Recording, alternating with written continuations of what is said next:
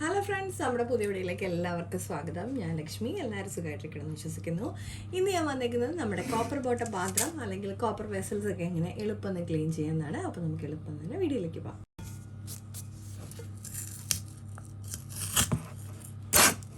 അപ്പോൾ അതിനായിട്ട് നമുക്ക് വേണ്ടത് കുറച്ച് ഉപ്പും ഒരു നാരങ്ങയുമാണ്.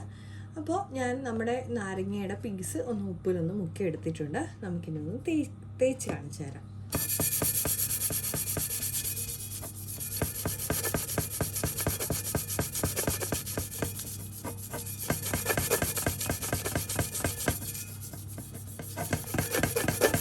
നമ്മൾ തേച്ച് തുടങ്ങുമ്പോൾ തന്നെ ആ ഡിഫറൻസ് വരുന്നുണ്ടോ, എത്രത്തോളം അഴുക്കുണ്ടായിരുന്ന പാത്രമാണ്. അപ്പോൾ ആ ഡിഫറൻസ് വരും. ഞാനിപ്പോൾ മൊത്തത്തിലൊന്ന് ക്ലീൻ ചെയ്തിട്ട് കാണിച്ചു തരാം.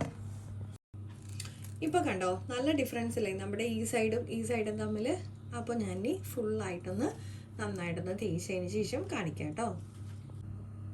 ഇപ്പം ഞാൻ നമ്മുടെ പാത്രമൊക്കെ ഒന്ന് കഴുകിയെടുത്ത് വെച്ചിട്ടുണ്ട്. നമ്മൾ നേരത്തെ തുടക്കത്തിലുണ്ടായിരുന്ന നിറമൊന്നും അല്ലല്ലോ, ഇപ്പം നല്ല ക്ലീൻ ആയില്ലേ. അപ്പോൾ ഇതുപോലെ ചെയ്ത് കഴിഞ്ഞാൽ നമ്മുടെ കോപ്പർ ബോട്ടം പാത്രങ്ങളും അതുപോലെ തന്നെ നമ്മൾ കോപ്പർ വെസൽസുകൾ എല്ലാം ഇതുപോലെ എളുപ്പം തന്നെ ക്ലീൻ ചെയ്തെടുക്കാൻ പറ്റും.